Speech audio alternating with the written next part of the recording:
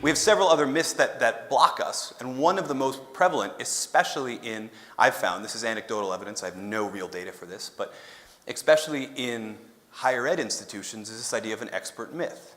Right? When you have a problem, who do you go see? You go see someone who's smarter than you in that area. You go see an expert. Why? Why? They're probably gonna know what to do. Okay, that's true, unless you have a problem that you've never done anything in that area before. Right? And we see this really, really often. Right? There's a joke in physics. Do I have anyone, like maybe you studied physics in undergrad, just out of curiosity? Okay, yes? Okay, so maybe you've heard the joke, maybe you haven't. There's a joke in physics among researchers that if you don't do Nobel Prize winning work by the time you're 30, you should just hang it up and retire. 30, right? 30 is like the new 12, right? 30. Why is that? Well, it turns out, if you look at the aggregate age that Nobel Prize winners were when they published the work that won the Nobel Prize, it's around 29, 31 years old, somewhere in there. I mean, when I think about a Nobel Prize in physics, who immediately comes to mind? Albert Einstein, right? And we picture Einstein as an old man, wily hair. Maybe it's that one where he's sticking his tongue out, right? That's on the t-shirts and the posters and whatever. And yeah, he was 46 years old, which is not old, right? He was 46 years old when he won the Nobel Prize, but he won it for a paper he published when he was 26, right?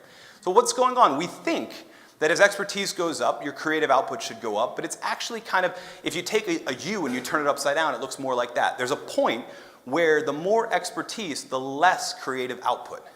And this perplexed people for a long time, until a researcher named Dean Keith Simonton actually figured this out. And what he said is that we have to judge creative output on two rates, an ideation rate and an elaboration rate. Remember the eggs? So an ideation rate, number 3, how many ideas are you coming up with? And elaboration, how many are you actually putting out into the world? What he found is that as expertise goes up, the ideation rate does go up. It keeps climbing. But the elaboration rate goes down. Right? Meaning the ideas that make it out of that internal testing and make it out into the world go down. What's going on there? We're self-censoring. We have the idea, and it's so close to something we already sort of tried, so this new idea will never work. Now, the 26-year-old physicists, right, they have lots of ideas, and they're not smart enough to know which ones won't work. Right? And that's basically it. So they try a bunch of stuff. They waste a lot of time, right? Some elements of innovation get messy. They waste a lot of time. And every once in a while, they stumble upon something that nobody else with higher expertise thought of or tried or tested and maybe they did think of it, but they didn't actually elaborate on it. Right? We see this often. You see this, and this is a story that again, all right, so confession, take a pause and give you a confession. My wife did not read the book until a year after I published it. She read the introduction and then stopped, put a bookmark in it, and then read like the whole Hunger Games series. And then came back. Anyway, when she did, she told me the story of two physicians in Australia. My wife's an ER doctor. She told me the story of two physicians in Australia and how they discovered what actually causes ulcers. We used to think for the longest time that ulcers were created by stress and acidity in the stomach. Stress and acidity in the stomach. And then these two researchers found, it's this really weird finding. There's this bacteria in this ulcer patient's stomach that, given the acidity level, should have died. What's going on here? And they started wondering, well, wait a minute, maybe that bacteria is actually what's causing the ulcer.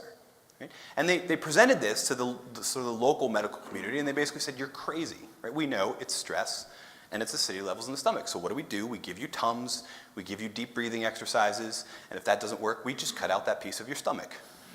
You think I'm kidding? That's really what we did for a long time. So they didn't really jive with that. They wanted to test the idea anyway. They were sort of smart enough to get the idea, but not smart enough to not waste time trying it. So they tried it. How do you try an idea like this when the medical community frowns on it? Well, one of them prepared himself a vial of H. pylori bacteria and drank it. I know, right? Began to photograph the inside of his stomach every day until the ulcer developed. And it did. And then when it developed, gave himself an antibiotic. Gave himself a regimen of antibiotics and then photographed his stomach as it went away. And when he presented this to the medical community, they said, you're still crazy. We have further proof of that, but thank you. And they ended up giving these two the Nobel Prize in Medicine for this discovery. Now, I promise you, they were not the first people to have that idea. They were the first people to test the idea. And this is the challenge of that expert myth, is that sometimes you grow in your expertise so much that you don't even try stuff because you know it will never work. And you save a lot of time, I'll grant you that, but you lose a lot of great ideas. So how